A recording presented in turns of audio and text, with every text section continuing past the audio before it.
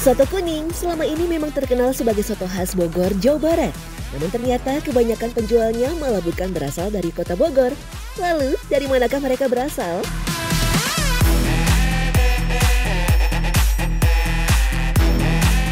Soto kuning Bogor sesuai dengan namanya, soto kuning memiliki ciri khas kuah berwarna kuning yang terbuat dari campuran rempah dan santan dengan isian daging sapi. Kalau soto kuning dari Bogor asli. Kalau soto biasa kan bening aja biasa. Kalau ya banyak dagingnya lah kayak gitu. Sama dari isinya sih, mungkin lebih ke dagingnya tuh sama pasti yang lebih identiknya tuh sama kuahnya sih. Yang lebih identik banget tuh kuahnya, pasti yang lebih beda ya. Warnanya kuning. Di kota Bogor, Jawa Barat, ada banyak pedagang soto kuning, terutama di daerah Surya Kencana dan sekitar Gang Aut. Daerah ini memang terkenal sebagai sentra atau pusat soto kuning Bogor yang legend. Ini disebabkan karena daerah Surya Kencana merupakan tempat pertama kali soto kuning Bogor muncul. Salah satunya soto kuning Pak M. Yusuf yang sudah ada sejak tahun 1977. Ya, kedai soto ini sudah berusia sekitar 48 tahun. Dari sinilah soto kuning mulai menyebar ke berbagai sudut kota Bogor. Namun siapa sangka, di balik kelezatan soto kuning Bogor, penjualnya kebanyakan ternyata bukan berasal dari kota Bogor, melainkan dari daerah Pemalang, Jawa Tengah. Salah satunya adalah Pak Kasro yang sudah 40 tahun berjualan soto kuning bersama kakaknya Darso di Taman Dadali, Bogor. Namun sejak kakaknya memilih berhenti berjualan soto dan memutuskan untuk pulang kampung sekitar 10 tahun lalu, usaha soto kuning dilanjutkan oleh Pak Karso sampai saat ini. Ya kita udah mencoba istilahnya usaha yang lain-lain ya. Mungkin background-nya mungkin background tukang dagang ya. Akhirnya masuk ya ke dunia dagang lagi, apalagi keluarga semua kan tukang dagang. Memang Jalan Dadali Kecamatan Tanah Sareal, tempat Pak Karso berjualan soto, dan Taman Halang Bogor dianggap sebagai daerah yang paling terkenal dengan soto kuningnya selain Surya Kencana. Di setiap sudut taman banyak ditemukan pedagang soto kuning. Mereka mempunyai kesamaan yaitu sama-sama orang Pemalang. Awal mulanya kenapa banyak orang Pemalang yang berjualan soto kuning?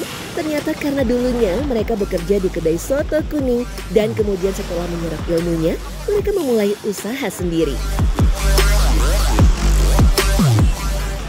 Kakak kan dulu istilahnya dari kampung, istilahnya ikut gabung ya.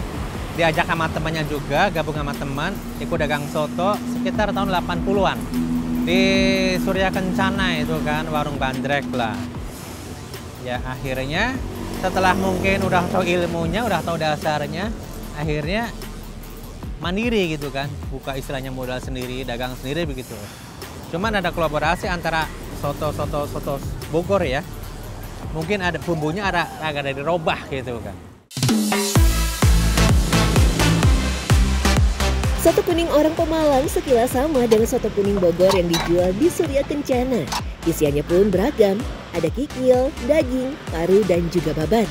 Walaupun sama, cita rasa soto kuning orang Pemalang ini tetap berbeda. Kuahnya pun lebih pekat dan lebih gurih dibanding soto kuning Bogor yang dari Surya Kencana. Mungkin karena ada pengaruh dari resep soto orang Pemalang. Yang paling mencolok perbedaannya antara soto kuning buatan orang Malang dengan orang Bogor adalah harga per potong daging atau kikilnya. Soto kuning buatan orang Pemalang harganya jauh lebih murah. Tak heran soto kuning di Jalan Dadali milik Pak Karso ini ramai diserbu pembeli. Perbedaannya lagi terletak pada waktu bukanya. Kalau soto kuning di daerah Surya Kencana biasanya buka dari siang sampai malam hari, soto kuning di Taman Helang dan Jalan Dadali bukanya hanya di pagi hari saja. Tapi walaupun hanya berjualan di pagi hari, soto kuning tetap banyak yang membeli. Bahkan sampai antri panjang demi menikmati semangkuk soto kuning buatan orang Pemalang. Saking larisnya, soto kuning ini bisa habis hanya dalam waktu kurang lebih 2 jam saja loh.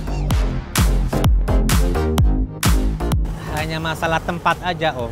Itu kan istilahnya di kota ya, mungkin harganya kan di sana mahal ya.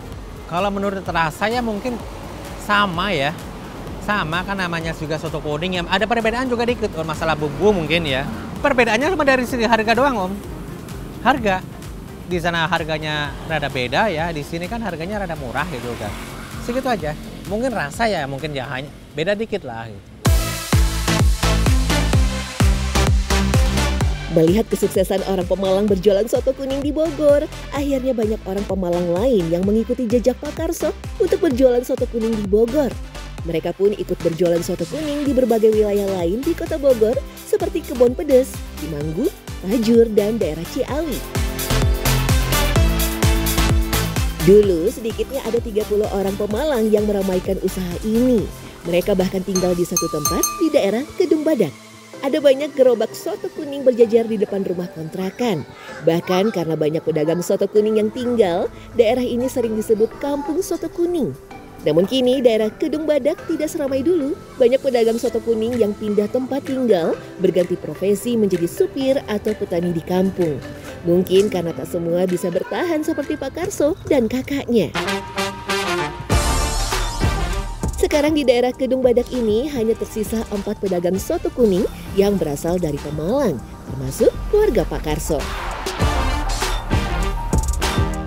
Dulu kakak saya juga pernah buka istilahnya anak buah.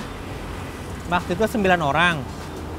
Terus yang di Pondok Rumput yang lebih banyak, 12 orang dulu itu. Satu rumah itu 12 orang itu dulu. Sekarang kan udah pada misah Om. Ya begitu juga, jadi nggak usah ngeguru ke orang Sunda gitu kan. Ngeguru sesama orang Jawa, udah pinter, akhirnya mandiri gitu Om. Buka sendiri begitu. Keunikan pedagang soto kuning dari Pemalang ini adalah mereka biasanya memilih lokasi berjualan yang saling berdekatan.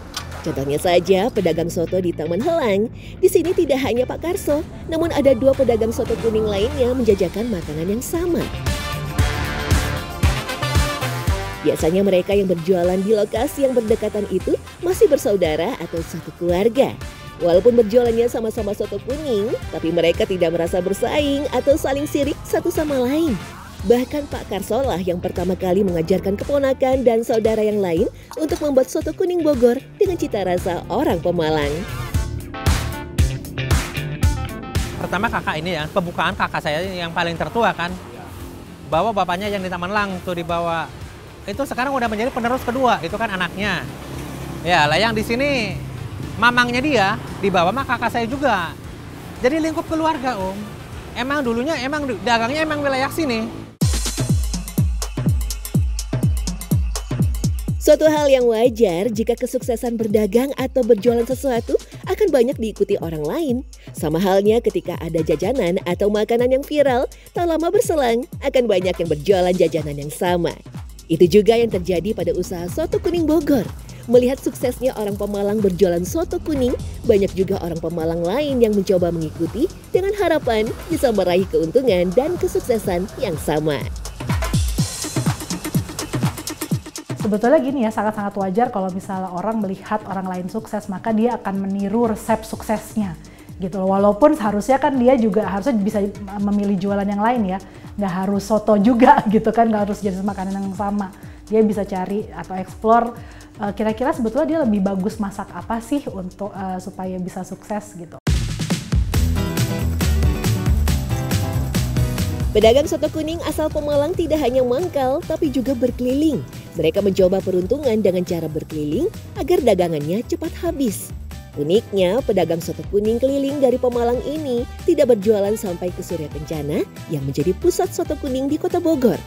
Mereka hanya berjualan di daerah Kebon Pedes, Cilebut, Cimanggu, sampai Tajur, Ciawi.